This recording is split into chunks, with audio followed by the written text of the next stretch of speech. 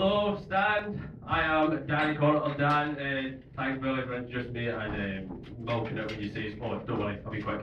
But, oh, fuck that light bright. Oh, that reminds me of my holiday in Portugal. I don't know where Maddie is, honestly! No.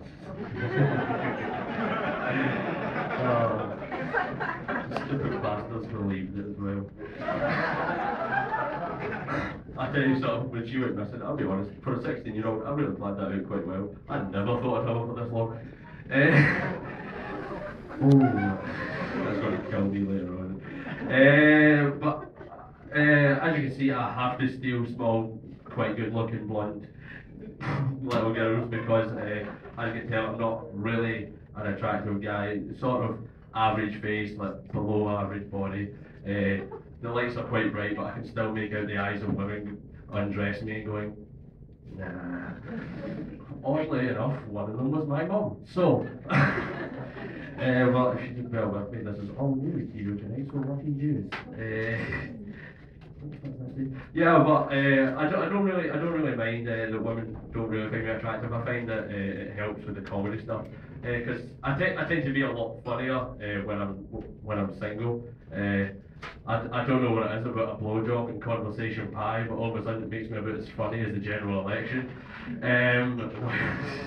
Which I've got a couple of comments about, but I'm not going to involve all of them. I'm just going to say I think that Gordon Brown should have ran another general election when he had the chance, because I got the feeling that when people that voted Conservative noticed that Conservative had the majority of seats so far, that they would have probably voted Labour if they realised that as soon as they vote Conservative, a giant apocalyptic cloud of thunder appeared above their house.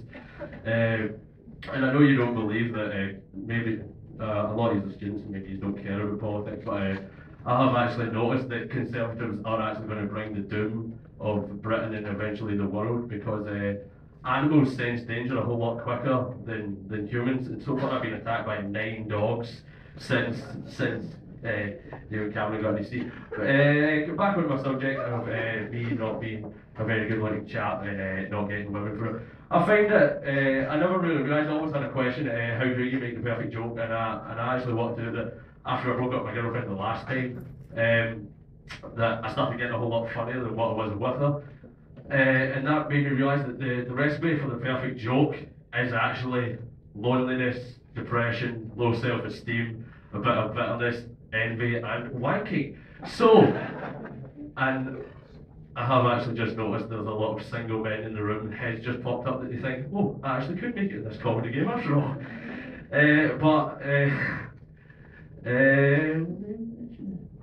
If you just, I know some of the people in the front row can see my arm, and it looks like some guy's trying to stab me with a biro, and all I can do to defend myself is swing this arm rapidly. Yes, I've not got a very good memory, as you can tell, because I forgot why I have a microphone. But oh, there we go, brilliant. The next topic, distractions. This material came up the last time I was in the stand. I thought of it on the way home. Unfortunately, I tried to make a note out of my phone, the battery died. It says a lot for Sony Ericsson's, because that's the 4th one that's done that when it's needed to be used. Technology jokes, never going to do well.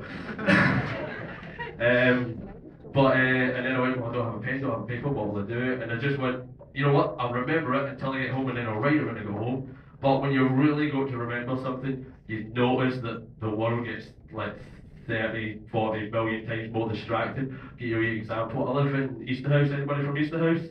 Yes! You don't count Gran. Old people. Can't live with them. And euthanasia's legal, so so bad for that. But no, in Easterhouse there's a big car auction called Central Car Auctions. Now, when I got off the train to go home, I was walking past it, and nothing seemed out of the normal. You know, most people would have just looked at it and went, oh, it's a car park at a car auction, that's fair enough. But I noticed there was a car in the car park with a notice on the window that says, warning, if this vehicle is here for another 48 hours, it will be towed. That seems fair enough, it shouldn't be there, it will get towed. There's nothing wrong with that. But upon closer inspection, I actually realised that this notice was on the inside of the window. Are you suggesting to me the driver just put that notice there for kicks and thought, right, see how long it takes before they take this piece of shit away? Oh fuck, this material's not good well. I should have stuck to my original 5 minutes like I planned. I've actually got to clear something up. Was there anybody here the last time I played? Has anybody ever seen me before? Brilliant, lovely, sorted. So you have absolutely no idea what I'm talking about. Brilliant.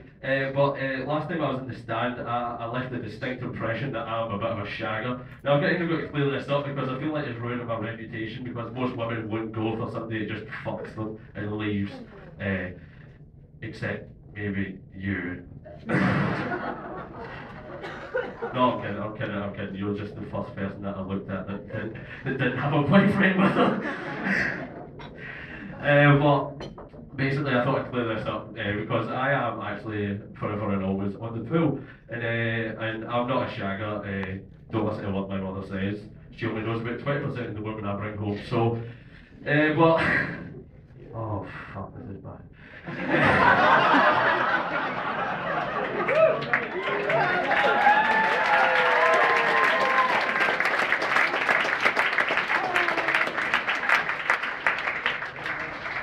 I forgot that we get such a good response when they just wrote that in big bold capital letters in the forum, to be honest with you.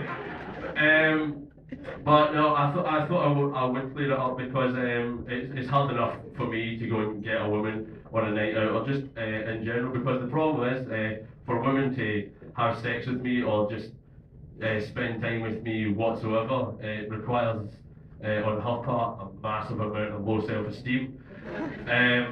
So I shouldn't really be making it harder by alienating myself as a fucker. I'll tell you something I really do miss about being single, and that is bringing girls home. And I'm going to finish with this because, well, if I've got time, I'll say something else, maybe not, but we'll find it. Here we go. But the thing I miss about having a girlfriend is bringing her home. Because me and my mum got this thing that we do, and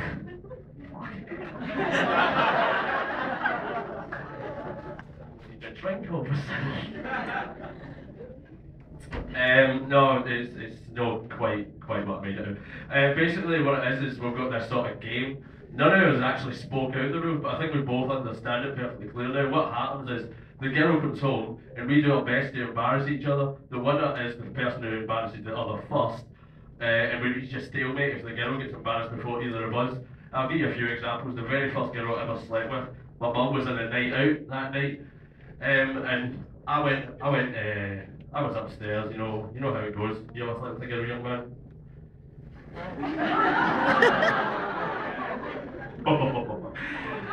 Basically,